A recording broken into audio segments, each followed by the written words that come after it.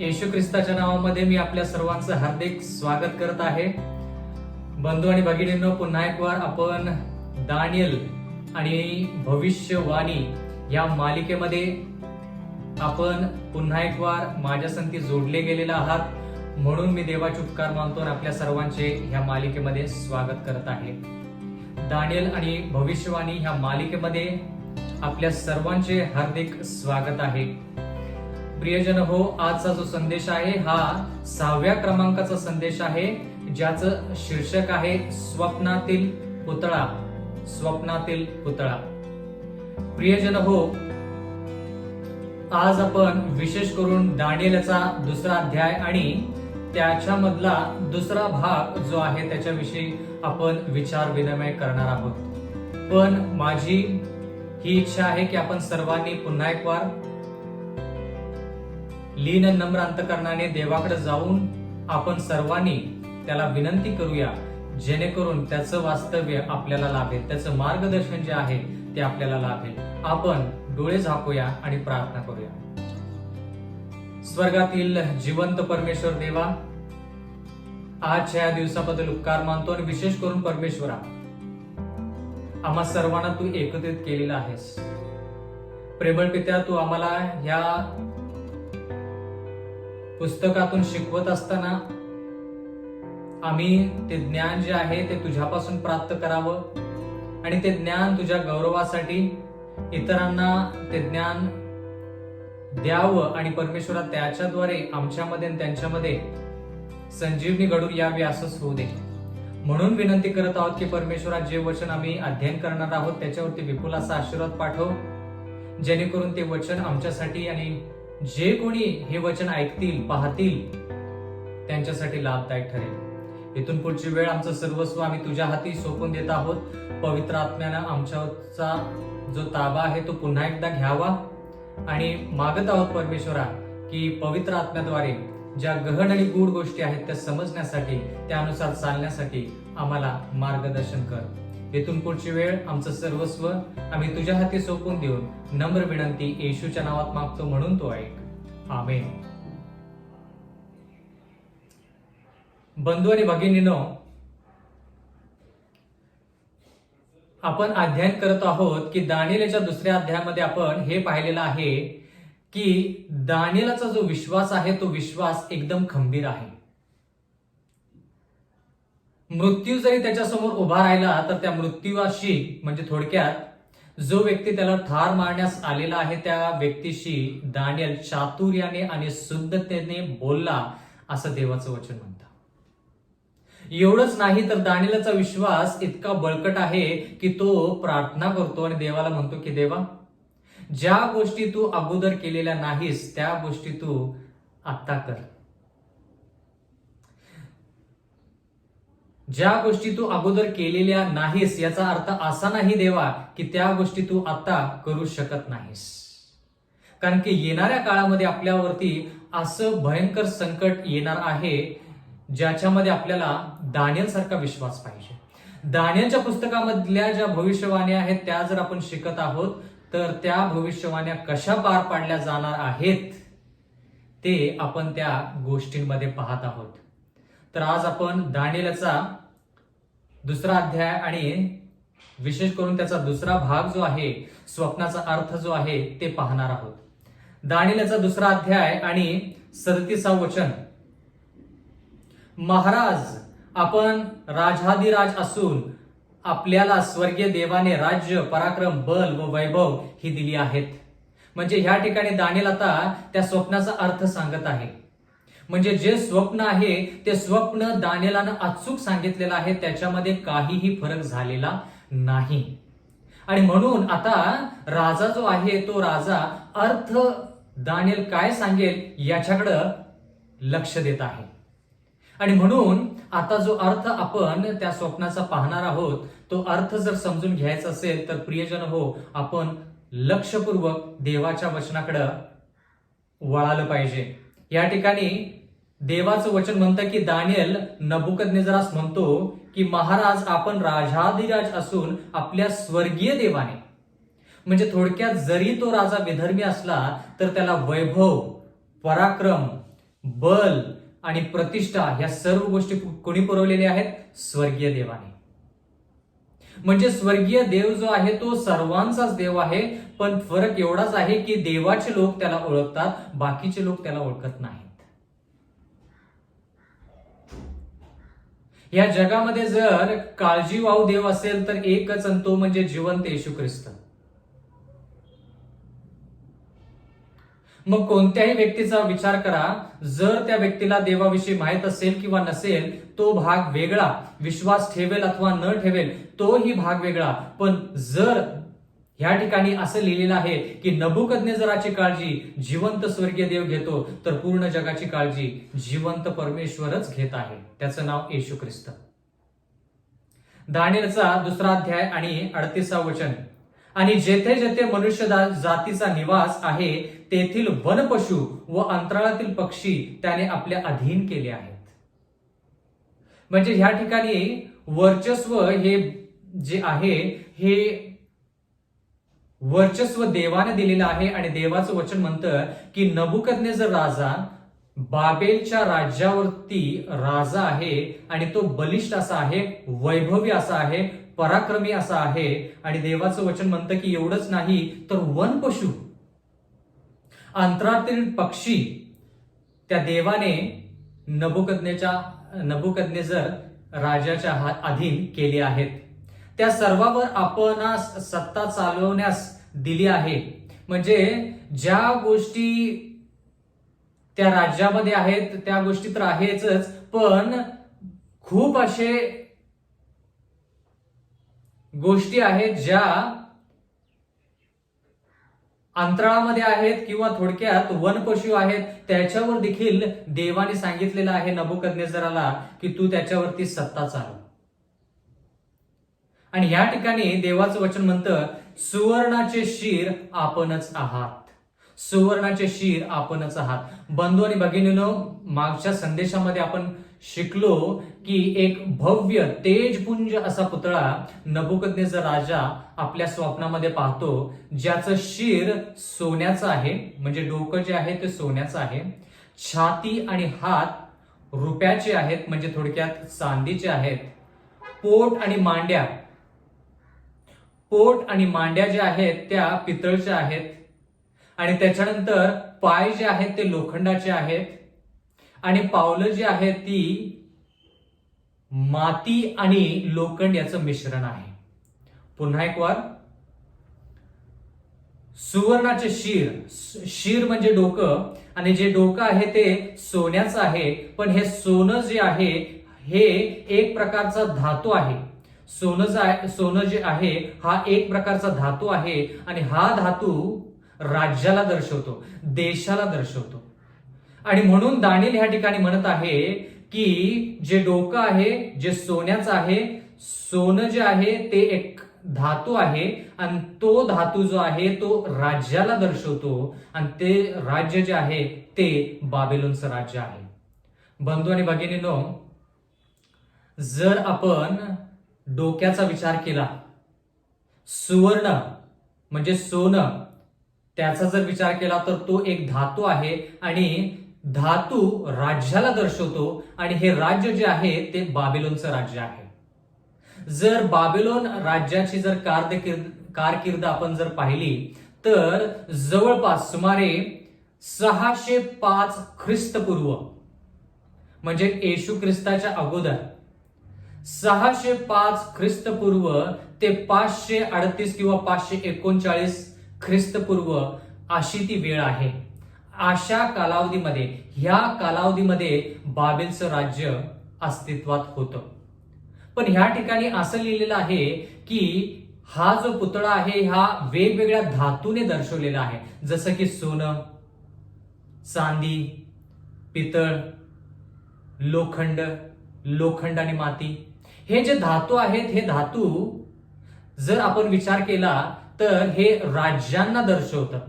म्हणजे थोडक्यात ह्या ठिकाणी आपण असं म्हणू शकतो की हे जे धातू आहेत हे धातू सोनं, मग त्याच्यानंतर चांदी, मग त्याच्यानंतर पितळ, मग त्याच्यानंतर लोखंड, मग त्याच्यानंतर लोखंड आणि माती. म्हणजे थोडक्यात किंमत जी आहे ह्या धातूंची ती कमी कमी कमी कमी कमी होत जात आहे. म्हणजे ह्या गोष्टीचा जर आपण अभ्यास केला तर मग आपल्याला कळेल प्रियजन हो की देवाने अशा प्रकारचा पुतळा त्या स्वप्नामध्ये का दाखवला. कारण की आपण सर्वसाधारणतः अशा प्रकारच्या मूर्त्या किंवा पुतळे पाहत नाही. जर आपण एक पुतळा पाहतो तर जवळपास तो पुतळा जो आहे तो एकाच धातूने तयार केलेला असतो. पण ह्या ठिकाणी वेगवेगळे धातू वापरलेले आहेत आणि ते धातू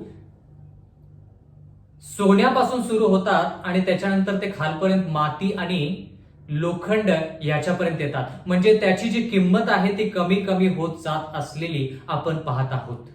आणि या ठिकाणी पहिला धातू सोनं, डोकं जे आहे ते सुवर्णाचं शिर जे आहे ते सोन्याने दर्शवलेला आहे. सोनं हा एक धातू आहे आणि तो धातू एका राज्याला दर्शवतो आणि ते राज्य म्हणजे बाबिलोन. 605 ख्रिस्तपूर्व ते 539 ख्रिस्तपूर्व ह्या कालावधीमध्ये बाबेलचं राज्य आहे. आणि त्याच कालावधीमध्ये देवाने नबुकदनेझर राजाला हे स्वप्न दिलं आणि दानिएलला देखील तेच स्वप्न ह्या ठिकाणी दिलेलं आहे. प्रियजन हो, दानिएलचा 2रा अध्याय आणि 39वे वचन इथे असे लिहिलेलं आहे, आपल्यानंतर आपल्याहून कनिष्ठ असे राज्य उत्पन्न होईल. आता ह्या ठिकाणी राज्य उत्पन्न होईल असं लिहिलेलं आहे. म्हणून आपण लक्षपूर्वक ह्या ठिकाणी विचार केला पाहिजे की आपल्याहून कनिष्ठ असे राज्य उत्पन्न होईल असं लिहिलेलं आहे. कनिष्ठ राजा नाही. खूप लोक तुम्हाला म्हणतील की दानिएल या 2ऱ्या अध्यायामध्ये जो पुतळा आहे तो पुतळा एकाच राज्याचे वेगवेगळे राजे, एकाच देशामधले वेगवेगळ्या राज्यांना दर्शवतो किंवा एकाच राज्यामध्ये एक राजा येतो मग तो निघून जातो, त्याच राज्यामध्ये 2रा राजा येतो निघून जातो, त्याच राज्यामध्ये 3रा राजा येतो निघून जातो असं आहे. पण तसं नाही. खूप लोक असा निष्कर्ष काढतात. म्हणून कृपा करून लक्षपूर्वक ऐका. त्या ठिकाणी असं लिहिलेलं आहे, आपल्यानंतर आपल्याहून कनिष्ठ असे राज्य उत्पन्न होईल, राजा नाही. म्हणजे थोडक्यात एक राज्य जाईल आणि 2रं राज्य येईल असं देवाचं वचन म्हणतं. म्हणून हा जो पुतळा आहे हा एकाच राज्यामधला वेगवेगळा भाग नसून वेगवेगळे राज्य आहेत असं आपण म्हणू शकतो. पुढे असं लिहिलेलं आहे दानिएल 2रा अध्याय 39व्या वचनामध्ये, आणि पितळेचे असे 3रे राज्य उत्पन्न होईल. आता ह्या ठिकाणी 2रं राज्य असं लिहिलेलं आहे, आपल्याहून कनिष्ठ असे राज्य उत्पन्न होईल. आता हे राज्य कोणते? म्हणजे थोडक्यात बाबेल नंतर, आपल्याहून म्हणजे कोणानंतर? नबुकदनेझर राज्याच्या नंतर किंवा नबुकदनेझरचं जे राज्य आहे बाबेलोन, बाबेलोन नंतर कोणतं राज्य आलं? आता ह्या ठिकाणी दानिएल ह्या 2ऱ्या अध्यायामध्ये तर लिहिलेलं नाहीये की बाबेलोन नंतर कोणतं राज्य आलं. त्याच्यासाठी आपण दानिएल याचा 5वा अध्याय आणि 1लं वचन वाचूया की बाबेलोन नंतर कनिष्ठ राज्य कोणतं उत्पन्न झालं. दानिएल याचा 5वा अध्याय 1लं वचन, बेल्शाझर राजाने आपल्या 1000 सरदारांना मोठी मेजवानी केली. त्या 1000 समक्ष तो द्राक्षरस प्याला. म्हणजे बेल्शाझर हा नबुकदनेझर राजाचा नातू असा आहे इतिहासाप्रमाणे. आणि त्यानं 1000 सरदारांना मोठी मेजवानी दिली आणि त्या मेजवानीमध्ये तो द्राक्षरस प्याला असं देवाचं वचन म्हणतं. तर ह्या ठिकाणी त्या मेजवानीमध्ये काय घडलं? त्या मेजवानीमध्ये थोडक्यात देवाच्या विरोधात ह्या बेल्शाझर राजाने जाऊन देवाचा क्रोध जो आहे तो स्वतःवरती ओढवला. आणि तो क्रोध ओढवल्यानंतर काय झालं आपण थोडक्यात वाचूया. दानिएल याचा 5वा अध्याय आणि 28वा वचन, नबुकदनेझरानंतर जे राजे होऊन गेले बाबेलमध्ये त्याच्यामध्ये एक त्याचा नातू बेल्शाझर याच्याविषयी नमूद केलेला आहे ह्या ठिकाणी लिहिलेलं आहे दानिएल 5:28 मध्ये, परेस म्हणजे तुझे राज्य विभागून मेदी व पारसी यांना दिले आहे. म्हणजे आपल्याला ह्याच्यातून कळतं की बाबेलोन नंतर दुसरं राज्य कोणतं आलं? मेदी व पारसी हे राज्य आलेलं आहे. दानिएलचा 5वा अध्याय आणि 30वा वचन. दानिएलचा 5वा अध्याय आणि 30वा वचन ह्या ठिकाणी लिहिलेलं आहे, त्याच रात्री खासद्यांचा राजा बेल्शझर. आपण अगोदर शिकलेलो आहोत की बाबेलच्या लोकांना खासदी असं म्हटलेलं आहे. या ठिकाणी तोच उल्लेख केलेला आहे. त्याच रात्री खासद्यांचा राजा बेल्शझर याचा वध झाला. बंधू आणि भगिनींनो, ह्या ठिकाणी आपल्याला समजत असेल, कळत असेल, आपण जाणून घेतलं असेल नक्कीच की बाबेलच्या राज्याच्या नंतर दुसरं राज्य जर येतं देवाच्या वचनानुसार तर मेदी पारशी. आणि ज्या वेळेस बेल्शझर हा त्याच्या बाबेलच्या राज्यामध्ये मेजवानी करत होता, त्या रात्री त्या मेजवानीमध्ये एक घटना घडली आणि त्या रात्री त्याचा वध करण्यात आला. आणि असं लिहिलेलं आहे, आणि दार्यावेश मेदी हा सुमारे 62 वर्षाचा असताना राजपदारूढ झाला असं देवाचं वचन म्हणतं. म्हणजे बाबेलच्या राज्यानंतर मेदी पारसीचं राज्य आलं. जर मेदी पारशीच्या राज्याची कारकीर्द आपल्याला जर जाणून घ्यायची असेल तर ती 539 ख्रिस्तपूर्व ते 331 ख्रिस्तपूर्व अशी आहे. दानिएलचा 2रा अध्याय आणि 39 वचनाकडे परत गेलो तर त्या ठिकाणी काय लिहिलेलं आहे? आपल्यानंतर म्हणजे कोणानंतर? बाबेलोन नंतर.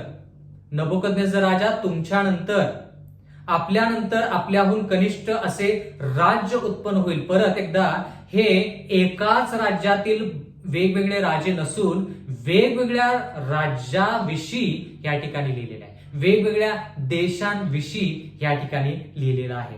आपल्यानंतर आपल्याहून कनिष्ठ असे राज्य उत्पन्न होईल, ज्याचं नाव आपण आताच म्हणालो मेदी पारशी, दानिएल 5 प्रमाणे. आणि पितळचे असे तिसरे राज्य उत्पन्न होईल. आता हे तिसरं राज्य कोणतं? हे तिसरं राज्य कोणतं? याच्यासाठी आपण दानिएलचा 8वा अध्याय, दानिएलचा 8वा अध्याय आणि 20वा वचन आपण पाहूया. जर तुम्ही दानिएलचा 8वा अध्याय वाचला तर त्या ठिकाणी एडका आणि बकरा याच्याविषयी उल्लेख केलेला आहे. एडका जो आहे तो प्रथम येतो आणि त्याच्यानंतर जो येतो तो बकरा आहे. आणि बकरा आणि एडका याच्यामध्ये झुंज होते असं दानिएलच्या 8व्या अध्यायामध्ये लिहिलेलं आहे. पण ह्या ठिकाणी एडका जो आहे तो पराजित होतो आणि जो बकरा आहे तो प्रबल होतो, जिंकतो ह्या लढाईमध्ये. तर ह्या ठिकाणी आपण आतापर्यंत हे शिकलेलो आहोत की बाबेलच्या नंतर मेदी पारशीचं राज्य येतं, पण मेदी पारशी नंतर तिसरं राज्य जे आहे ते कोणाचं आहे? दानिएलचा 8वा अध्याय आणि 20वा वचन. 2 शिंगे असलेला एडका तू पाहिलास, ते मेदीय व पारशी यांचे राजे. म्हणजे मेदी पारशी पर्यंत आपण थोडक्यात पोहोचलेलो आहोत. आता त्याच्यानंतर काय? कोणत्या राज्यानं ह्या राज्यावरती लढाई केली? दानिएलचा 8वा अध्याय आणि 21वा वचन. दानिएल 8:21. तो दांडगा बकरा, ग्रीसचा राजा, त्याच्या डोळ्याच्या मधोमध असलेल्या मोठे शिंग हा पहिला राजा. म्हणजे ह्या एडक्याला पराजित करणारा बकरा जो आहे तो बकरा कोणाला दर्शवतो? ग्रीसच्या राजाला दर्शवतो. पण ह्या ठिकाणी असं लिहिलेलं आहे 20व्या वचनामध्ये, 2 शिंगे असलेला एडका तू पाहिलास. एडका जो आहे तो मेदी पारशीला दर्शवतो आणि त्या मेदी पारशीवरती राज्य करणारा म्हणजे त्या एडक्याला धडक मारून त्या एडक्याला पराजित करून प्रबल होणारा जो बकरा आहे तो बकरा ग्रीसचा राजा आहे. म्हणजे थोडक्यात आपण दानिएल 2 मध्ये पाहत आहोत की बाबेलोन नंतर मेदी पारशीचं राज्य आलं, मेदी पारशी नंतर ग्रीसचं राज्य आलं. हे आता ग्रीसचं राज्य जे आहे त्याची कारकीर्द काय, कोणत्या कालावधीमध्ये हे ग्रीसचं राज्य होतं ह्याच्याविषयी आपण थोडं शिकूया. इतिहासामध्ये तर ह्या गोष्टी नमूद केलेल्या आहेतच, पण आपण देवाच्या वचनामधून पाहत आहोत. म्हणजे इतिहास आपण देवाच्या वचनाद्वारे त्याची पडताळणी करत आहोत. इतिहासाद्वारे आपण देवाच्या वचनाची पडताळणी करत नसून आपण देवाच्या वचनाद्वारे इतिहासाची पडताळणी करत आहोत. आणि म्हणून आपल्याला जर कारकीर्द जाणून घ्यायची असेल ह्या तिसऱ्या राजाची, तर त्याची कारकीर्द आहे 331 ख्रिस्तपूर्व ते 168 ख्रिस्तपूर्व. ह्या काळामध्ये हे तिसरं राज्य जे ग्रीसचं राज्य आहे ते आहे. आणि ते राज्य दानिएल याच्या दुसऱ्या अध्यायामध्ये कशानं दर्शवलेलं आहे? पितळ. पितळ काय आहे? एक धातू आहे. आणि हा धातू कशाला दर्शवतो? एका राज्याला दर्शवतो. प्रियजनांनो, बंधू आणि भगिनींनो, मी तुम्हाला ते प्रश्न विचारू इच्छितो जो प्रश्न मी अगोदर विचारला. जर आपण सोन्याचा विचार केला तर सर्वश्रेष्ठ धातू सोनं. त्याच्यानंतर कमी किमतीचा असेल तर रुपे म्हणजे थोडक्यात चांदी. त्याच्यानंतर कमी किमतीचं जर असेल तर पितळ. म्हणजे ह्या धातूंची जी किंमत आहे ती कमी कमी कमी कमी कमी कमी होत जात आहे. आपण दानिएलचा दुसरा अध्याय आणि 40 वचन वाचूया. दानिएल 2:40. चौथे राज्य लोखंडासारखे मजबूत होईल. लोखंड सर्वांचा भुगाभुगा करते तसे ते राज्य चूर्ण करणाऱ्या लोखंडासारखे सर्वांचे चूर्ण करील. बंधू आणि भगिनींनो, चौथ्या राज्याविषयी आता आपण वाचत आहोत. चौथ्या राज्याविषयी जर ह्या ठिकाणी वाचायचं तर ह्या ठिकाणी असं लिहिलेलं आहे, ते राज्य कसं आहे? लोखंडासारखं मजबूत आहे. आता मला सांगा तुम्ही, सोनं, रुपे किंवा चांदी, पितळ आणि लोखंड याच्यामध्ये सर्वश्रेष्ठ मजबूती अनुसार कोणता धातू? लोखंड.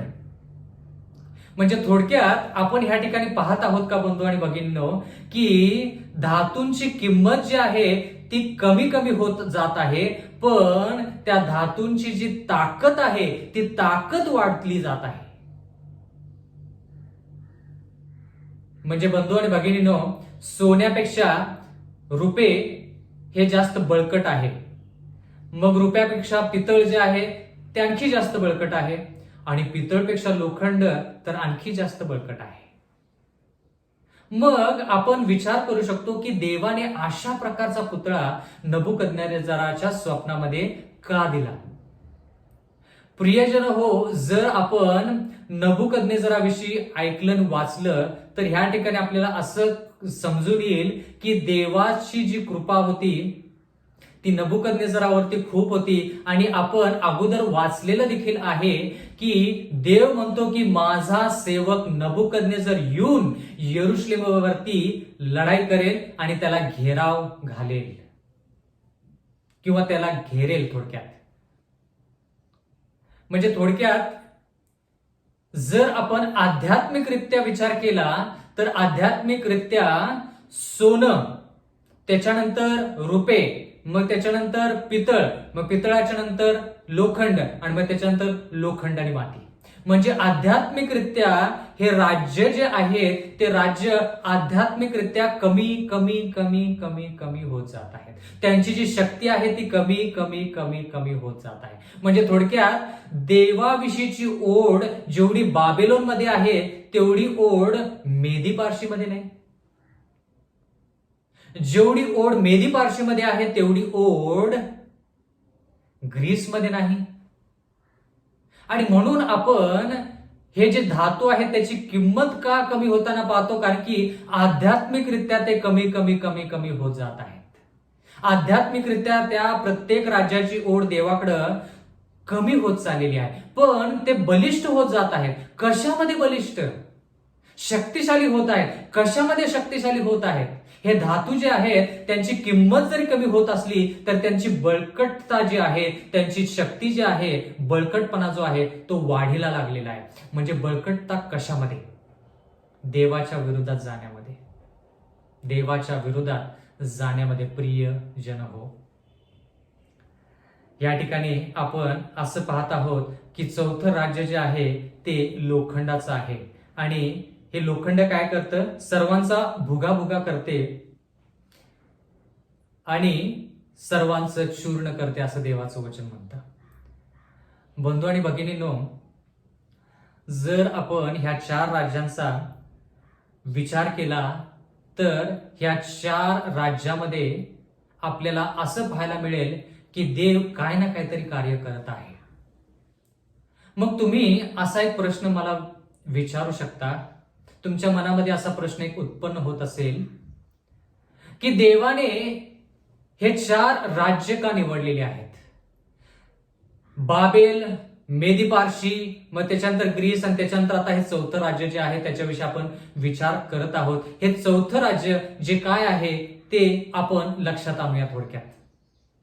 इतिहासाचा जर विचार केला तर आपल्याला या इतिहासानुसार कळेल की 4थं राज्य जे आहे ज्यानं ग्रीसवरती लढाई केली, म्हणजे ज्या राज्यानं ग्रीसवरती लढाई करून ग्रीसला पराजित केलं ते राज्य म्हणजे रोमचं राज्य. ते 4थं राज्य म्हणजे रोमचं राज्य. आणि या ठिकाणी असं लिहिलेलं आहे की ते 4थं राज्य जे आहे ते पाय जे आहेत ते पाय लोखंडाने दर्शवलेले आहेत. जे पाय आहेत ते लोखंडाने दर्शवलेले आहेत. आणि लोखंड आपण म्हटल्याप्रमाणे एक धातू आहे आणि धातू एक राज्य आहे आणि ते राज्य म्हणजे रोमचं राज्य. पण जरा आपण ह्या ठिकाणी पुढचं वचन वाचूया, म्हणजे आपल्याला ह्या ठिकाणी आणखी जास्त माहिती होईल. दानिएलचा 2रा अध्याय आणि 41वं वचन, दानिएल 2:41. आपण त्या पुतळ्याची पावले व पावलांची बोटे पाहिली. पावले व पावलांची बोटे म्हणजे पहिलं काय पाहायचं? पावलं पाहायची आणि मग त्याच्यानंतर पावलांची बोटे पाहायची. त्यांचा काही भाग कुंभाराच्या मातीचा व काही भाग लोखंडाचा होता. म्हणजे आता हे एक वेगळंच राज्य, म्हणजे 4थं राज्य तर आहेच, पण त्या 4थ्या राज्यामध्ये 2 भाग आहेत हे आपल्याला ह्या ठिकाणी पाहायला मिळतात. का 2 भाग? पहिला भाग जो आहे तो लोखंडाचा पाय.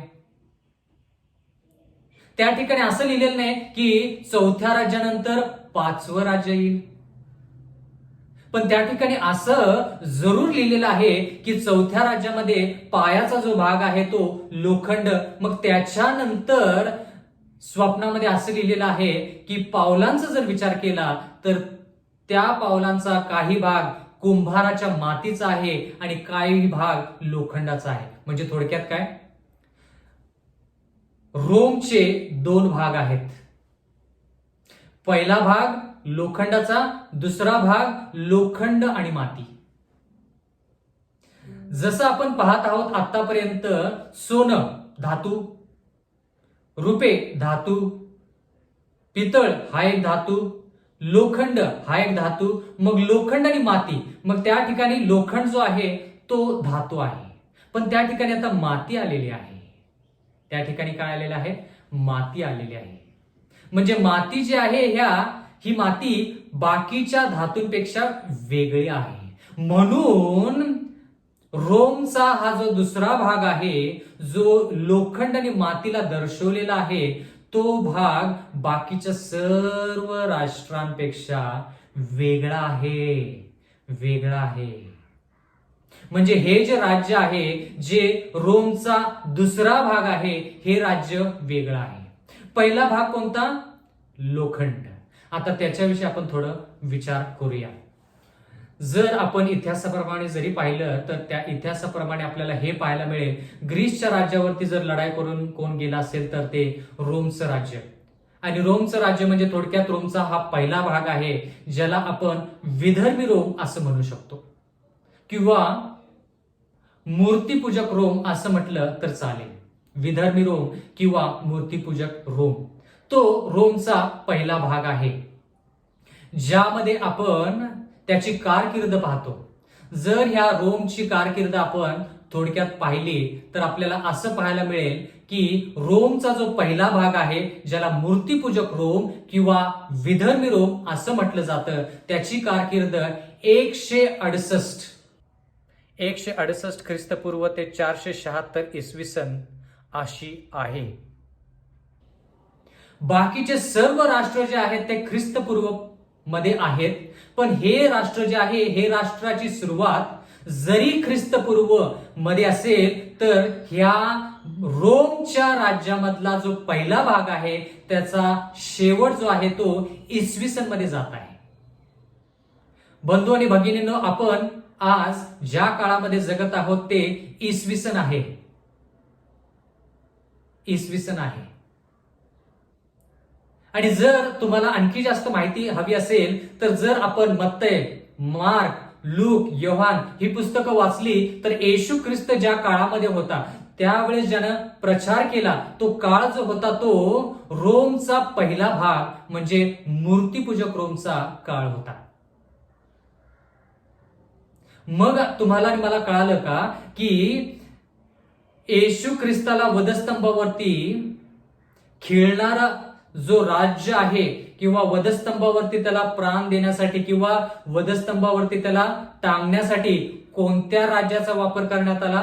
रोमच्या राज्याचा. म्हणजे त्याच्यामध्ये पहिला भाग मूर्तीपूजक रोम जो आहे त्या मूर्तीपूजक रोमच्या कालावधीमध्ये येशू ख्रिस्त ह्या भूतलावरती जन्माला आला, त्यानं सेवा केली आणि वधस्तंभावरती प्राण देता होऊन तो स्वर्गारोहण देखील झाला.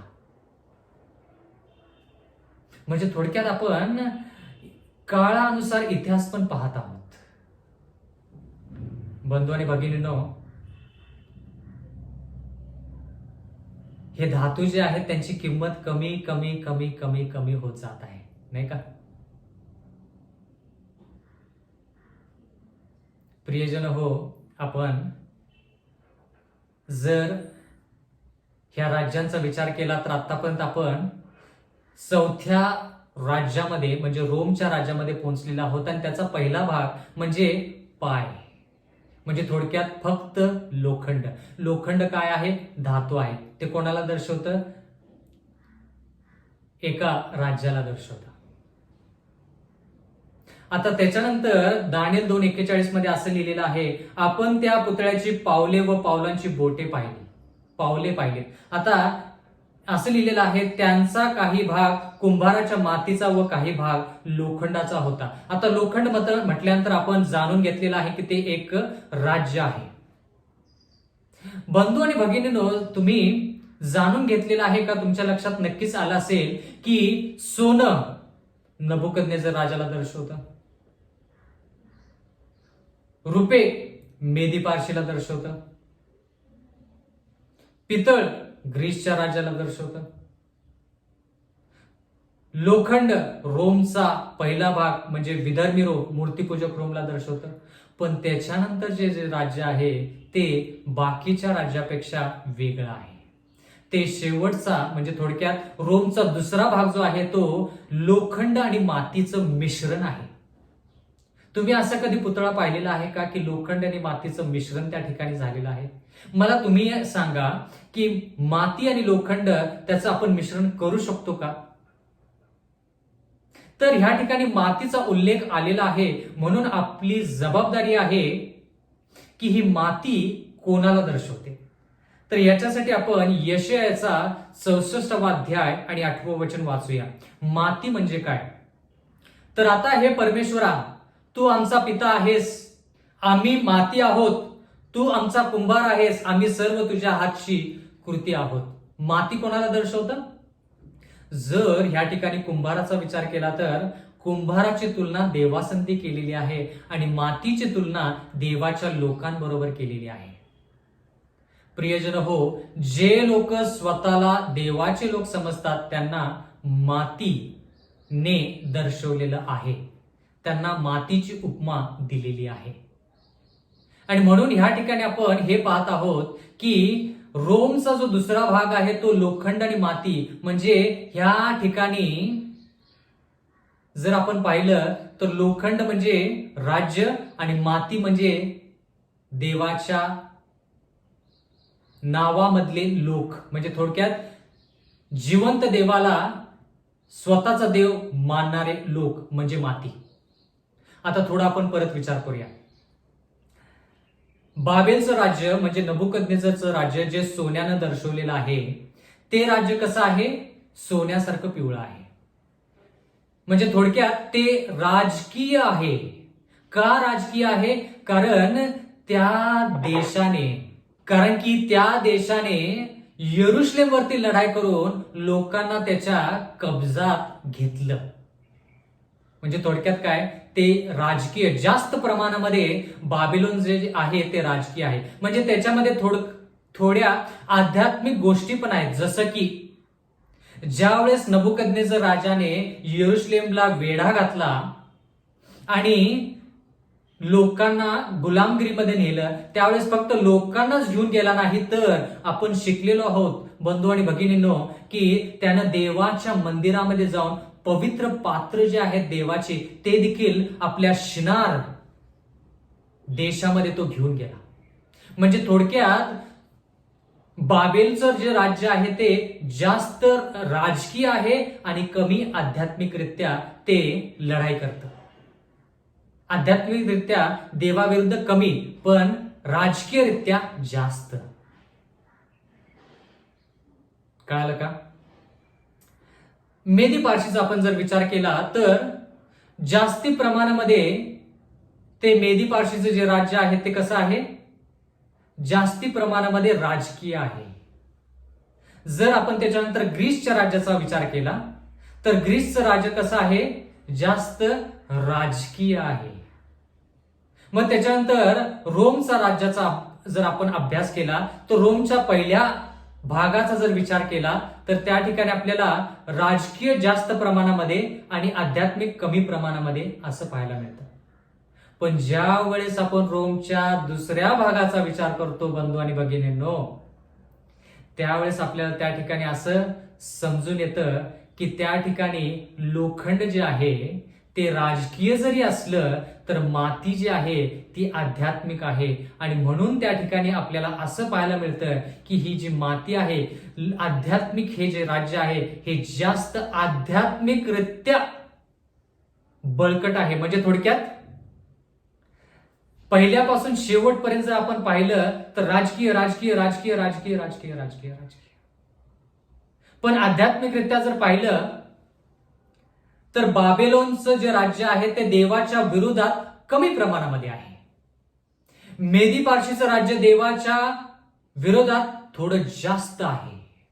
ग्रीसच्या राज्याचा विचार केला, देवाच्या विरोधात आणखीच जास्त आहे. मग रोमचा पहिला भाग जर आपण विचार केला, मूर्तीपूजक रोम, तर तो देवाच्या विरुद्धात आणखीन जास्तच आहे. ज्या ठिकाणी आपल्या प्रिय येशू ख्रिस्ताला वधस्तंभावरती खेळण्यात आलं त्याच कालावधीमध्ये. म्हणून त्यांची आध्यात्मिक पातळी जी आहे ती कमी कमी कमी कमी होत जात आहे. कळालं का? म्हणजे सोनं त्याची किंमत जास्त, रुपये त्याची किंमत कमी, पितळ त्याची किंमत आणखी जास्त कमी. म्हणजे थोडक्यात काय, आध्यात्मिकरित्या हे जे राज्य आहे ते देवाच्या विरोधात जास्त जास्त जास्त चाललेले आहेत. पण ज्यावेळेस आपण रोमच्या पहिल्या भागाचा विचार करतो त्यावेळेस आपल्याला बंधू आणि भगिनींनो त्या ठिकाणी काय समजतं की त्या मूर्तीपूजक रोमनं, पहिल्या रोमचा जो भाग आहे त्यानं येशू ख्रिस्ताला वधस्तंभावरती खिळलं. म्हणून बाबेलच्या तुलनेमध्ये रोमचा जो पहिला भाग आहे तो आध्यात्मिकरित्या आणखी जास्त वाईट. बाबेलच्या तुलनेमध्ये मेदी पारशीचे जे राज्य आहे ते आध्यात्मिकरित्या फार वाईट. ग्रीसचा विचार केला तर ग्रीसचं राज्य मेदी पारशीच्या तुलनेमध्ये आध्यात्मिकरित्या आणखी जास्त वाईट. ग्रीसच्या नंतर रोमचा पहिला भागाचा जर आपण विचार केला तर त्यांनी येशू ख्रिस्ताला वधस्तंभावरती खिळलं. म्हणून ग्रीसच्या राज्यापेक्षा रोमचा पहिला भाग जो आहे तो आध्यात्मिकरित्या आणखी जास्त वाईट. म्हणजे त्यांची किंमत जी आहे राज्यांची पहिल्यापासून शेवटपर्यंत कमी कमी होत चाललेली आहे. त्याचा अर्थ असा की त्यांची आध्यात्मिक पातळी कमी कमी कमी कमी होत चाललेली आहे. पण ते बलिष्ठ होत आहेत. सोन्यापेक्षा जास्त शक्तिशाली काय आहे? रुपये. रुपयापेक्षा जास्त शक्तिशाली काय आहे?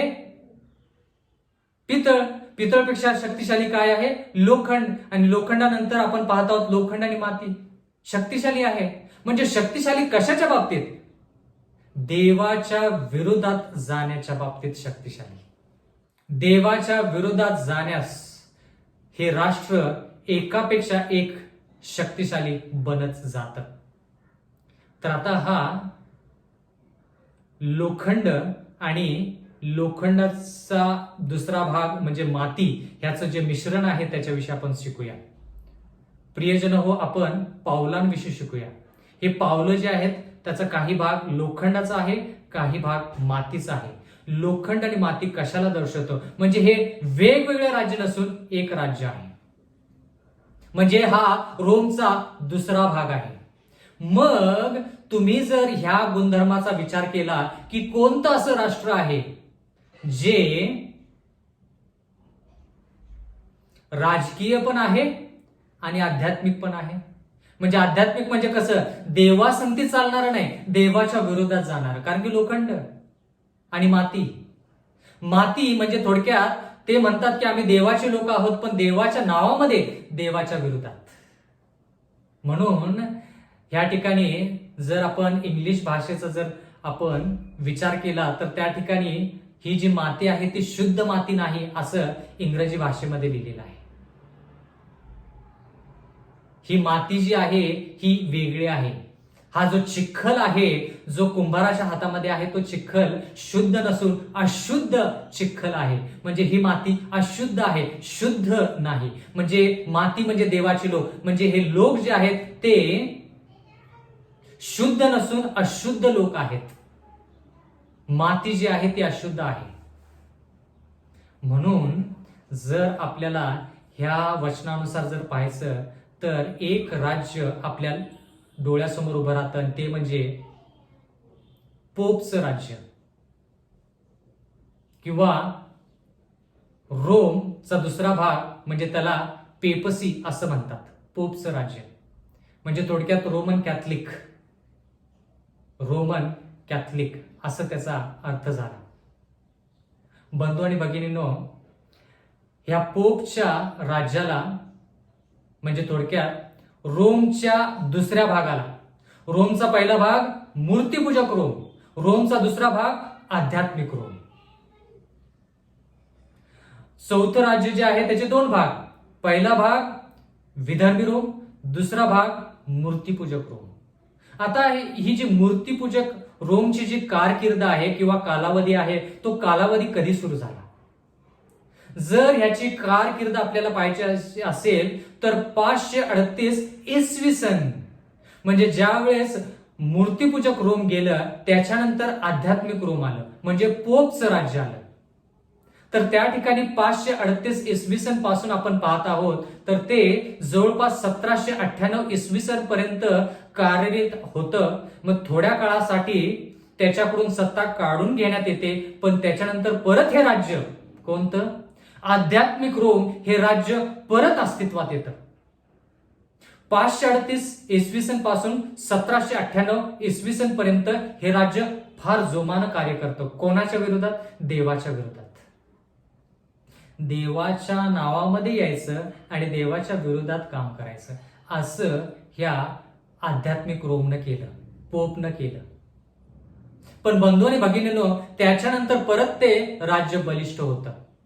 आणि म्हणून देवाच्या वचनामध्ये ह्या ठिकाणी असं लिहिलेलं आहे की लोखंड आणि माती ह्या दोन्हींचं मिश्रण होऊन हे राज्य स्थापन होतं. माती म्हणजे मंडळी, म्हणजे देवाचे लोक, आणि लोखंड म्हणजे राज्य, लोखंड म्हणजे राज्य. आता दानियलच्या काळामधला जर आपण विचार केला तर त्यावेळेस जुन्या करारामध्ये आपण जे राष्ट्र पाहत आहोत ते सर्व राष्ट्र जवळपास राजकीय राजकीय राजकीय राजकीय राजकीय असे होते. दानियल कोणत्या काळामध्ये होता? बाबिलोनच्या काळामध्ये. राजकीय, जास्त प्रमाणामध्ये राजकीय, कमी प्रमाणामध्ये आध्यात्मिक. म्हणजे काय? जास्ती प्रमाणामध्ये राजकीय ताकद, कमी प्रमाणामध्ये देवाच्या विरुद्ध जाण्याची ताकद. मग मेदी पारशीचं राज्य आपण पाहतो, राजकीय जास्ती प्रमाणामध्ये. मग त्याच्यानंतर ग्रीसचं राज्य पाहतो. मग आपण नवीन करारामध्ये येतो, ज्या ठिकाणी येशू ख्रिस्त आणि आपण आत्ताच शिकलो की ते रोमचा पहिला भाग आहे, जो मूर्तिपूजक रोम आहे. बंधू आणि भगिनींनो, जसं आपण जुन्या करारातून नवीन करारामध्ये येतो, बाबेल पासून सुरुवात केल्यानंतर आपण मेदी पारशी, मग ग्रीस, मग त्याच्यानंतर रोमचा पहिला भाग, मग रोमचा दुसरा भागापर्यंत येत असताना आपल्याला हे कळतं की लढाई जी आहे ती राजकीय सुरू होते, पण जी लढाई आहे ते संपते कशी? आध्यात्मिक. म्हणजे राजकीय लढाई सुरुवातीला राजकीय असते, पण त्याचं रूपांतर आध्यात्मिक लढाईमध्ये होतं. हे आपण दानिएलच्या पुस्तकामध्ये पाहिलं पाहिजे. जरी सुरुवातीला राजकीय हे राष्ट्र असतील, पण नंतर त्या लढाईचं रूपांतर आध्यात्मिकरित्या होतं, म्हणून या गोष्टी आपण पाहायच्या आहेत. मग लोक तुम्हाला प्रश्न विचारतील आणि म्हणतील की देवाने ह्या 4-5 राज्यांविषयीच का सांगितलं? त्यावेळेस खूप असे राष्ट्र होते, त्या राष्ट्रांविषयी का सांगितलं नाही? बरोबर आहे प्रश्न. त्यावेळेस बाकीचे पण राष्ट्र होते, पण ह्या राष्ट्राविषयी का? हे राज्यांविषयी का? कारण की हे राज्य जे आहेत ते देवाच्या लोकांच्या संबंधामध्ये आहेत, संपर्कामध्ये आहेत. हे जे राष्ट्र आहेत हे देवाच्या लोकांना गुलामगिरीमध्ये टाकतात आणि देवाचं लक्ष त्याच्या लोकांकडे आहे. म्हणजे थोडक्यात हे जे राज्य आहेत हे देवाच्या लोकांशी निगडीत असे आहेत, संबंधित असे आहेत. कारण की का? प्रत्येक राष्ट्राने, प्रत्येक राज्याने देवाच्या लोकांवरती काय केलेला आहे? कब्जा केलेला आहे. जवळपास प्रत्येक राज्याने देवाच्या लोकांवरती कब्जा केलेला आहे. बाबिलोनच्या बाबतीत तेच, मेदी पारशीच्या बाबतीत तेच, जवळपास ग्रीसच्या बाबतीत पण तसंच, रोमच्या बाबतीत पण तसंच. म्हणून येशू ख्रिस्त ज्यावेळेस आला त्यावेळेस यहुदी लोक म्हणाले की बरं झालं येशू ख्रिस्त आला, तो आपलं आता राज्य स्थापन करेल. म्हणजे थोडक्यात आता तुम्हाला आणि मला कळालं का की यहुदी लोक राजकीयरित्या येशू ख्रिस्ताला का पाहत होते? कारण की त्यांची इच्छा होती की रोमच्या राज्याखाली ते जे यहुदी लोक आहेत त्यांची इच्छा होती की येशू ख्रिस्ताने येऊन त्यांना सोडवावं आणि स्वतःचं राज्य स्थापन करावं.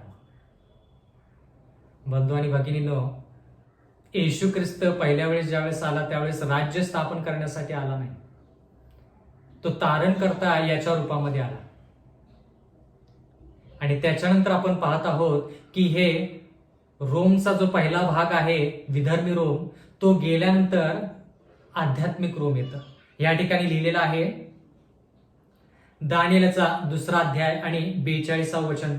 त्या पुतळ्याच्या पावलांच्या बोटांचा काही भाग लोखंडाचा व काही भाग मातीचा होता, असे ते राज्य अशांत बळकट आणि अशांत भुंगर असे होईल. म्हणजे थोडकं ते राष्ट्र बळकट व थोडं ते बलहीन असं असेल. दानिएलचा 2 अध्याय आणि 43 वचन. लोखंड मातीबरोबर मिसळलेले आपण पाहिले तसे त्या राज्यातले लोक इतर लोकांबरोबर संबंध जोडतील. म्हणजे जेवढी माती लोखंडासंती मिसळू शकते तेवढेच ते लोक एकामेकांसंती मिसळू शकतील. प्रियजन हो, ह्या ठिकाणी आपण असं पाहत आहोत की जेवढं लोखंड मातीसंती मिश्रण होतं, म्हणजे थोडक्यात मिश्रण होत नाही का, तसं हे राज्य असेल, तसं हे राज्य असेल. म्हणजे ह्या राज्यामध्ये आध्यात्मिक पण गोष्ट आहे आणि राजकीय पण गोष्ट आहे. म्हणून ह्या राज्यामधलं जे मिश्रण होतं हे मिश्रण थोडं कठीण, थोडं लवचिक असं आहे. पुढं असं लिहिलेलं आहे दानिएलचा 2 अध्याय 43 वचन. पण जसे लोखंड माती बरोबर एक जीव होत नाही तसे तेही त्यांच्या बरोबर एक जीव होणार नाहीत. म्हणजे जसं आपण विचार केला की माती आणि लोखंड जसं मिश्रण होत नाही तसं हे राज्य आहे. दानिएलचा 2 अध्याय 44 वचन. त्या राज्यांच्या आमदणीत स्वर्गीय देव एका राज्याची स्थापना करेल, त्याचा कधी भंग होणार नाही, त्याचे प्रभुत्व दुसऱ्याच्या हाती कधी जाणार नाही, तर ते ह्या सर्व राज्यांचे चूर्ण करून त्यांना नष्ट करेल व ते सर्व काळ टिकेल. या ठिकाणी आपण प्रश्न विचारू शकतो की देवाने ह्या 4 राज्यांचा नैनाट किंवा नाश का केला? जसं आपण स्वप्नामध्ये पाहिलं की हात न लागता एक पाषाण येतो आणि तो पुतळ्याच्या पावलांवरती आदळतो आणि पूर्ण जो पुतळा आहे तो पूर्ण पुतळा काय होतो? नष्ट होतो. आता महत्वाची गोष्ट म्हणजे ज्यावेळेस हा पाषाण येतो त्यावेळेस त्या पूर्ण पुतळ्याला तो तुकडे तुकडे करून त्याचं चूर्ण करतो. म्हणजे ह्याच्यातून आपण काय शिकत आहोत? देवाने पाषाण का आणला किंवा देवाने ह्या 4 राज्यांना नष्ट का केलं? देवाने ह्या 4 राज्यांना ह्याच्यासाठी नष्ट केलं बंधू आणि भगिनींनो, कारण की ह्या 4 राज्यांनी देवाच्या लोकांवरती जेर केला होता, सतवलं होतं, त्रास संकट दिला होता, लोकांना गुलामगिरीमध्ये नेलं होतं. म्हणून देवाने हे 4 राज्य जे आहेत ते नष्ट केले. कारण की खूप लोक प्रश्न विचारतील की देव प्रेमळ आहे, त्यानं राज्यांना नष्ट का केलं? कारण की ह्या लोकांनी, ह्या राज्यांनी देवाच्या लोकांना गुलामगिरीमध्ये नेलं, त्यांच्यावरती त्रास संकट आणलं, म्हणून देवाने त्यांचा पूर्णपणे समूळ नाश केला. तर ह्या ठिकाणी आपण हे देखील पाहत आहोत की त्याच्यानंतर एक राष्ट्र येईल, म्हणजे ह्या 4 राज्यानंतर आणखीन एक राष्ट्र येईल असं देवाचं वचन म्हणतं. दानिएलचा 2 अध्याय आणि 45 वचन. ते राष्ट्र कोणतं? दानिएल 2:45. आपण स्वप्नात असे पाहिले की कोणाचा हात न लागता त्या पर्वतापासून एक पाषाण आपोआप सुटला व त्याने लोखंड, पितळ, माती, रुपे व सोने यांचे चूर्ण केले. म्हणजे हात न लागता एक दगड आला आणि तो दगड काय करतो? पूर्ण पुतळ्याला नष्ट करतो असं देवाचं वचन म्हणतं. म्हणजे जरा लक्ष द्या, हा जो पुतळा आहे हा पुतळा पूर्णपणे नष्ट करणारा एक दगड आहे. आणि या ठिकाणी असं लिहिलेलं आहे, त्यावरून पुढे काय होणार? दानिएल 2:45. त्यावरून पुढे काय होणार हे त्या थोर देवाने महाराजांच्या हुजरास कळवले आहे. हेच आपले स्वप्न व त्याचा अर्थही निसंशय हाच आहे. तर ह्या ठिकाणी हात न लागता एक दगड येतो. तर हा दगड, हा पाषाण कोण आहे? हा खडक कोण आहे? दगड, पाषाण, खडक याचा अर्थ एकच आहे. 1 कोरिन्थीकरास पत्र याचा 10वा अध्याय आणि 4थं वचन. 1 कोरिन्थीकरास पत्र याचा 10वा अध्याय आणि 4थं वचन. या ठिकाणी लिहिलं आहे, आणि ते सर्व तेच आध्यात्मिक पाणी प्याले, कारण ते आपल्या मागे चालणाऱ्या आध्यात्मिक खडकातून पित होते. तो खडक तर ख्रिस्त होता. तो खडक तर काय आहे? ख्रिस्त होता. म्हणजे खडक, पाषाण, दगड हा येशू ख्रिस्ताला दर्शवतो. म्हणजे येशू ख्रिस्ताचं राज्य ज्यावेळेस येईल त्यावेळेस पूर्ण हे जे राज्य आहेत हे राज्यांचा नैनाट होईल. बंधू आणि भगिनींनो, जर आपण काळानुसार विचार केला, बरं का, काळानुसार विचार केला तर आपल्याला थोडा विचार करावा लागेल. नबुकदनेझर म्हणजे बाबिलोनचं राज्य, म्हणजे सोनं, डोकं जे आहे ते सुवर्णाचं शिर, बाबिलोनचं राज्य. त्याच्यानंतर आलं छाती आणि हात म्हणजे रुपे, म्हणजे मेदी पारशीचं राज्य. बरोबर? मग मेदी पारशीचं राज्य ज्यावेळेस होतं त्यावेळेस बाबेलचं राज्य होतं का? नाही. मग मेदी पारशीच्या राज्यानंतर आपण पोट आणि मांड्या म्हणजे पितळ, पितळ म्हणजे ग्रीसचं राज्य. मग त्या ग्रीसच्या राज्यानं जसं आपण म्हणालो, एडका आणि बकरा त्यांच्यामध्ये लढाई झाली. एडका आणि बकरा त्यांच्यामध्ये लढाई झाली आणि बकरा जो आहे तो प्रबल झाला, म्हणजे ग्रीसचं राज्य प्रबल झालं. त्यावेळेस मेदी पारशी राज्य उरलं का? नाही. मग त्याच्यानंतर आपण 4थ्या राज्याकडे आलो, ज्या ठिकाणी आपण म्हणालो की लोखंड. इतिहासाप्रमाणे रोमचा पहिला भाग, मूर्तीपूजक रोमनं ग्रीसच्या राज्यावरती लढाई केली आणि ग्रीसच्या राज्याला पराजित केलं. आणि त्यावेळेस कोणतं राज्य स्थापन झालं? विधर्मी रोम. आणि मग विधर्मी रोम गेलं आणि त्या विधर्मी रोमनं आध्यात्मिक रोम मध्ये त्याचं रूपांतर झालं. म्हणजे रोमचा हा दुसरा भाग, 4थ्या राज्याचा दुसरा भाग. ज्यावेळेस तो दगड येतो, ज्यावेळेस तो पाषाण येतो, त्यावेळेस कोणतं राज्य अस्तित्वात असतं? म्हणजे येशू ख्रिस्त ज्यावेळेस येणार आहे त्यावेळेस बाबिलोन असेल का? सध्या बाबिलोन आहे का? बंधू आणि भगिनींनो, बाबिलोन आज बलिष्ठ नाही. बाबिल राष्ट्र जरी असलं तर एक बलिष्ठ राष्ट्र नाही जसं ते अगोदर होतं. बहुतेक मेदी पारशीचं पण राष्ट्र असेल, पण जसं अगोदर बलिष्ठ होतं तसं आता नाही. ग्रीसचं राज्य पण आहे आज. मूर्तीपूजक रोम सध्या नाही, पण आध्यात्मिक रोम आहे. पण येशू ख्रिस्त येईल त्यावेळेस देवाचं वचन काय म्हणतं ह्या ठिकाणी, की येशू ख्रिस्ताचं राज्य ज्यावेळेस येईल त्यावेळेस ते लोखंड, पितळ, माती, रुपे, सोने यांचे चूर्ण करते. म्हणजे हे चारीच्या चारी त्यावेळेस असतात. येशू ख्रिस्ताच्या दुसऱ्या येण्याच्या वेळेस हे चारीच्या चारी असतात. कसं शक्य आहे? बंधुजनो हो, आपण बाबिलोनची कारकीर्द पाहिली 605 ख्रिस्तपूर्व ते 539 ख्रिस्तपूर्व. मग येशू ख्रिस्त म्हणजे हा दगड, येशू ख्रिस्त म्हणजे हा पाषाण नाने दर्शवलेला जो येशू ख्रिस्त आहे, त्याचं ज्यावेळेस राज्य येईल त्यावेळेस सोनं पण नष्ट होईल. सोनं म्हणजे बाबिलोन नष्ट होईल. बाबिलोन येशू ख्रिस्त वेळेपणे असेल. कसं काय? कारकीर्द तर त्याची आपण संपलेली पाहिली आहे. मग त्याच्यानंतर मेदी पारशीचं राज्य आलं, त्याची कारकीर्द संपलेली आपण पाहिली. म्हणजे थोडक्यात बंधू आणि भगिनींनो, जरा लक्षपूर्वक ऐका.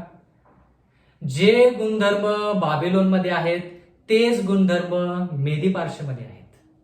म्हणजे बाबेलचं राज्य जरी गेलं तर चालेल, पण ते गुणधर्म जे आहेत ते सैतानानं ते गुणधर्म बाबेलचे जे आहेत ते मेदी पारशीमध्ये टाकले. आणि काय सांगितलं? देवाच्या लोकांविरुद्ध तुम्ही लढाई करा.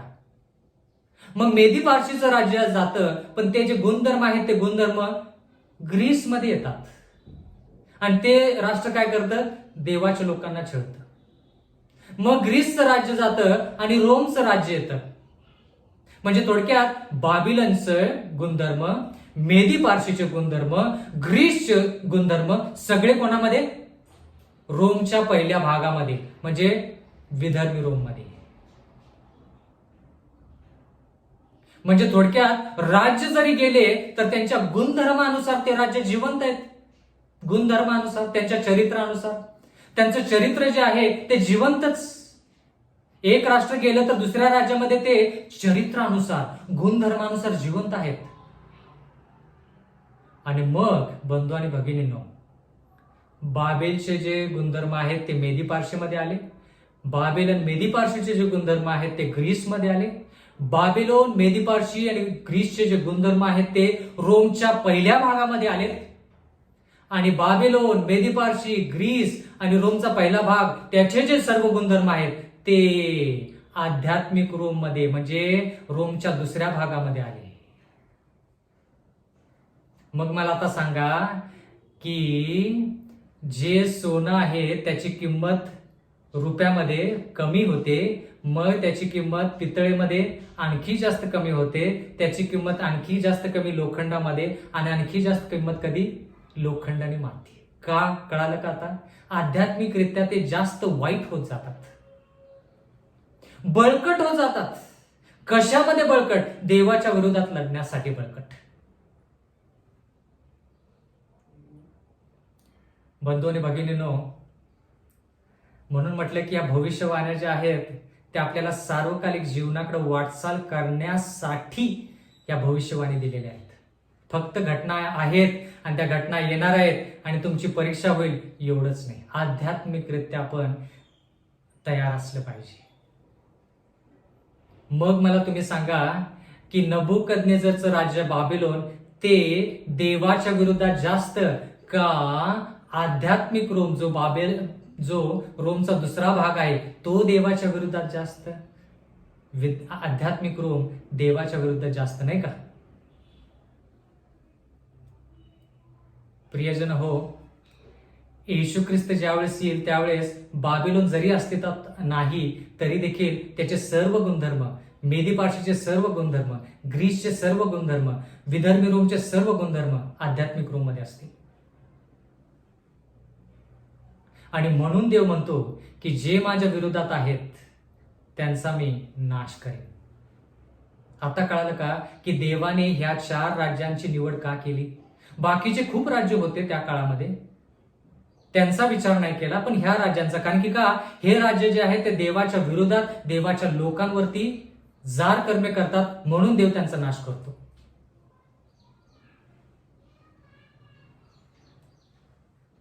आता मला तुम्ही सांगा, ज्यावेळेस आपण अर्थ पाहिला त्यावेळेस बाबेलोन विषयी जर ह्या ठिकाणी सांगायचं झालं तर त्याच्यासाठी किती वचनं दिलेली आहेत? ह्या ठिकाणी जास्तीत जास्त 2 वचनं दिलेली आहेत बाबेलोनसाठी. मेदी पारशीसाठी 1 वचन आणि त्यामधलं अर्धवचन मेदी पारशीसाठी आहे. त्याच्यानंतर तिसरं राज्य म्हणजे कोणतं? ग्रीसचं राज्य, जे पितळेने दर्शवलेलं आहे, त्याच्यासाठी किती वचनं? 1 वचन. मग त्याच्यानंतर चौथं राष्ट्र जे लोखंडाचं आहे, त्याच्यासाठी किती? जवळपास 4 ते 5 वचनं देवाने ह्या ठिकाणी त्या राज्यासाठी सांगितलेली आहेत. का? कारण की देवाची इच्छा आहे की आपण त्याच्याविषयी जास्त शिकावं. का जास्त शिकावं? कारण की तेच राष्ट्र आहे, म्हणजे थोडक्यात रोमचं राष्ट्र, विशेष करून आपण आध्यात्मिक रोमच्या काळामध्ये आहोत. जर आपण कारकिर्दीचा विचार केला तर आज आपण काळांतरानुसार म्हणजे काळानुसार आध्यात्मिक रोमच्या काळामध्ये आहोत. म्हणजे 538 इसवी सन पासून 1798 इसवी सन पर्यंत ते आध्यात्मिक रोम म्हणजे पोपचं राज्य चाललं. त्याच्यानंतर त्याला थोडा काळ सत्ता काढून घेण्यात आली. त्याच्यानंतर परत ते आता राज्य सत्तेमध्ये आहे, म्हणजे आध्यात्मिक रोम. म्हणजे थोडक्यात आपण कुठं आहोत? काळानुसार पावलांमध्ये आहोत. शिर सोनं नाही, छाती आणि हात रुपे नाही, पोट आणि मांड्या पितळ नाही, पाय लोखंड नाही, पावले म्हणजे थोडक्यात पावले आणि बोट जो भाग आहे त्या काळामध्ये आपण जवळपास आहोत. आणि देवाचं वचन म्हणतं की ह्या राष्ट्रांनी देवाच्या विरुद्ध बंड केले, म्हणून ह्या राष्ट्रांवरती देवानं न्याय करून त्यांना पूर्णपणे नष्ट केले. बंधू आणि भगिनींनो, या ठिकाणी मला तुम्हाला एक प्रश्न विचारायचा आहे. देवाला हा पुतळा जर नष्ट करायचा होता तर दगड आणायची काय गरज होती का?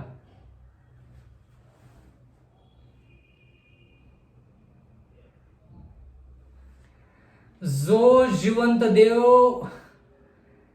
बोलून शून्यातून विश्व उत्पन्न करू शकतो, एवढं मोठं ब्रह्मांड निर्माण करू शकतो, देवाला हे 4 राज्य नष्ट करण्यासाठी त्या पाषाणाला, त्या दगडाला आणायची काय गरज होती का? देवाला हे सांगायचं आहे की येशू ख्रिस्ताचं जे राज्य आहे ते सदा सर्व काळ असेल. म्हणजे ह्या इतिहासामध्ये जर आपण पाहिलं तर कोणतंही राज्य स्थिर नाही. एक राज्य येतं, दुसरं, तिसरं, चौथं. पण देवाला ह्यातून आपल्याला हे दाखवायचं आहे की ह्या राज्यांमध्ये आपण जर जगत जरी असलो तर ह्या राज्यांविषयी आपण एवढं का ओवापोव करावं, आपण एवढं ह्या राज्यांना श्रेष्ठ का मानावं, ज्या राष्ट्रांमध्ये ताकद नाही पण पाषाण दगड जो आहे तो सार्वकालिकरित्या देवाचं वचन म्हणतं ते राज्य चालेल. दुसरा प्रश्न, हे जे राज्य येतं, हात न लागता जो दगड निघतो आणि त्या पुतळ्यावर ते आदळतो, मला प्रश्न हा आहे तुमच्यासाठी की देवाने दगडाचा का वापर केला, बाकीच्या धातूचा का वापर केला नाही? या ठिकाणी दुसऱ्या कोणत्या धातूचा का वापर केला नाही किंवा अग्नीचा का वापर केला नाही? एक अग्नी आली आणि त्या पुतळ्याच्या पावलावरती आदळली आणि ते जे धातू आहेत ते सगळे वितळून गेले, असं का लिहिलं नाही? त्या ठिकाणी दगड असा का वापरलाय, पाषाण असा शब्द का वापरलाय? जर आपण थोडा विचार करूया याच्यावरती. ज्या वेळेस आपण कोणावरती धोंडमार करण्याचा प्रयत्न करतो किंवा विचार करतो त्यावेळेस त्याच्यामधून आपल्याला काय कळतं? म्हणजे थोडक्यात ज्यावेळेस आपण दगड उचलतो कोणावरती तरी फेकण्यासाठी, त्यावेळेस आपण त्याच्याद्वारे काय दर्शवतो, त्या कृतीद्वारे काय दर्शवतो. देवाच्या वचनामध्ये तुम्हाला माहितच असेल, तुम्ही वाचलं असेल की मेरी मॅग्दलिन ती व्याभिचारामध्ये पकडली गेल्यानंतर लोक येशू ख्रिस्ताकडं तिला आणतात आणि येशू ख्रिस्ताला म्हणतात की ही व्याभिचाराच्या कृत्यामध्ये सापडली गेली आहे. आणि मोशेच्या माहितीनुसार, मोशेच्या वचनानुसार हिला धोंडमार करून तिला काय केलं पाहिजे, ठार मारलं पाहिजे. म्हणजे धोंडमार म्हणजे काय, धोंडमार केली पाहिजे म्हणजे काय. मग येशू ख्रिस्त काय म्हणतो, तो खाली बसतो किंवा वागतो आणि जमिनीवरती काहीतरी लिहितो. आणि मग सर्व लोक ते जमिनीवरती काय लिहिलेलं आहे ते वाचतात आणि एका पाठीमागे एक ते लोक निघून जातात. कोणी त्या ठिकाणी राहत नाही. ही गोष्ट ही घटना आपल्याला माहित आहे. आणि मग येशू ख्रिस्त त्या स्त्रीला म्हणतो, तुझ्यावरती दोष लावणारे कुठे गेले. म्हणजे थोडक्यात धोंडमार करणे म्हणजे एखाद्या व्यक्तीला दोष देणे. म्हणजे धोंडमार का करणार होते ते लोक, कारण की ती स्त्री दोषी होती. म्हणजे दगड उचलून एखाद्यावरती प्रहार करणे किंवा विचार करणे म्हणजे त्या व्यक्तीला कमी लेखून त्याच्यावरती दोष लावणे हे आहे. त्या कृतीमध्ये आपण एखाद्या व्यक्तीवरती दोष लावत आहोत हे आपल्याला कळतं. आणि मग येशू ख्रिस्त त्या स्त्रीला म्हणतो की ते जे लोक तुझ्यावरती दोष लावत होते ते कुठे गेले. आणि ती स्त्री म्हणाली की ह्या ठिकाणी कोणी नाही, ते सर्व निघून गेले. आणि मग येशू ख्रिस्त म्हणतो, मीही तुझ्यावरती दोष लावत नाही. म्हणजे थोडक्यात काय, मीही दगड उचलून तुझ्यावरती फेकणार नाही. बंधू आणि भगिनींनो, ज्यावेळेस येशू ख्रिस्ताचं दुसरं येणं होईल त्यावेळेस ते दुसऱ्या अध्यायामध्ये दानिएलाच्या पुस्तकामध्ये लिहिलेलं आहे. दानिएलच्या दुसऱ्या अध्यायामध्ये लिहिलेलं आहे की पाषाण का त्या ठिकाणी नमूद केलेला आहे, कारण की तो पाषाण ह्या मूर्तीला दोषी ठरवत आहे. तो पाषाण जो आहे ह्या मूर्तीला दोषी ठरवत आहे. कारण की या मूर्तीनं देवाच्या विरुद्धात जाऊन देवाच्या आज्ञा मोडून देवाच्या लोकांना गुलामगिरीमध्ये टाकून देवाच्या विरुद्ध कार्य केलेलं आहे. म्हणून तो पाषाण फेकण्यात येतो, टाकण्यात येतो, हात न लागता तो पाषाण येतो. म्हणजे दोषी या मूर्तीला ठरवतो तो पाषाण. कळालं का आता की ह्या ठिकाणी पाषाण, दगड, खडक असा का शब्द वापरलेला आहे. खोलवर विचार करूया प्रियजन, खोलवर विचार करूया. जेवढी माहिती जास्त तेवढा निर्णय घेणं सोपं. बंधू आणि भगिनींनो, देवाच्या वचनामध्ये लिहिलेलं आहे, दानिएलचा दुसरा अध्याय आणि 46 वचन. तेव्हा नबुकदनेझर राजाने पालते पडून दानिएलला साष्टांग नमस्कार घालायला पाहिजे. देवाचा माणूस आहे आणि त्याच्या पुढे नैवेद्य ठेवून त्याला धूप दाखवा अशी आज्ञा दिली किंवा आज्ञा केली. आपण नैवेद्य कोणासमोर ठेवतो प्रियजन हो. या ठिकाणी असं लिहिलंय, त्याला धूप दाखवा. धूप कोणासमोर दाखवली जाते प्रियजन हो. म्हणजे थोडक्यात नबुकदनेझर राजाने त्या दानिएलाला एवढं श्रेष्ठ मानलं, कारण की का, दानिएल 10 पटीनं हुशार. दानिएलानं फक्त स्वप्नच नाही तर त्याचा अर्थ सांगितला. जेवढं स्वप्न महत्वाचं तेवढं अर्थही महत्वाचा. दानिएलचा दुसरा अध्याय 47 वचन. राजाने दानिएलास म्हटले, तुमचा देव खरोखर देवाधिदेव व राजेश्वर आहे आणि तुला हे रहस्य प्रगट करता आले म्हणून तो रहस्य प्रगट करणारा देव आहे. ज्या गोष्टी दानिएलानं सांगितल्या राजाला, त्या गोष्टी आता राजा दानिएलाला सांगत आहे. दानिएल म्हणाला, रहस्य प्रगट करणारा देव स्वर्गात आहे. तेच आता नबुकदनेझर राजा म्हणत आहे. दानिएलचा दुसरा अध्याय 48 वचन. मग राजाने दानिएलास थोर पदात चढवले. म्हणजे थोडक्यात गुलाम म्हणून गेला होता, कैदी म्हणून गेला होता, तो आता पदावर त्याला चढवले. त्याला मोठमोठी इनामे दिली. त्याला सगळ्या बाबेल परंगण्याची सत्ता दिली व त्याला बाबेलच्या सर्व ज्ञानांचा प्रमुख अध्यक्ष केले. का? सर्व ज्ञानांचा प्रमुख का? कारण की तो 10 पटीने हुशार आहे म्हणून.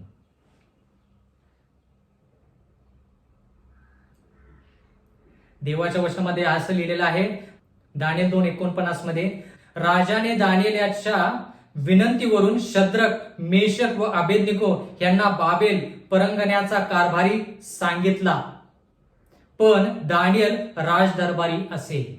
म्हणजे दानिएल जो होता तो राजाच्या दरबारात होता, पण हे त्याचे जे मित्र आहेत मिशाएल, हनन्याह आणि अझराया, त्यांना काय करण्यात आलं? त्याच्या राज्यामध्ये एक कारभारी म्हणून नेमण्यात आलं. या जगामध्ये देवाला हे सांगायचं आहे की माझ्याशिवाय अन्य देव नसावेत. मीच एक जिवंत आणि श्रेष्ठ आणि खरा देव आहे. आणि म्हणून प्रियजन हो, देवाच्या वचनामध्ये असं लिहिलेलं आहे की जर आपल्याला ह्या ज्या भविष्यवाणी आहेत त्या शिकायच्या आहेत, तर त्या सर्व भविष्यवाण्याचा अभ्यास करून आपण लीन नम्र अंतकरणाने देवाला म्हटलं पाहिजे की देवा, तू आम्हाला मदत कर. आमच्यामध्ये अशी अजिबात ताकद नाही, आमच्यामध्ये कोणताही चांगुलपणा नाही, जेणेकरून आम्ही तुझे अनुयायी व्हावं.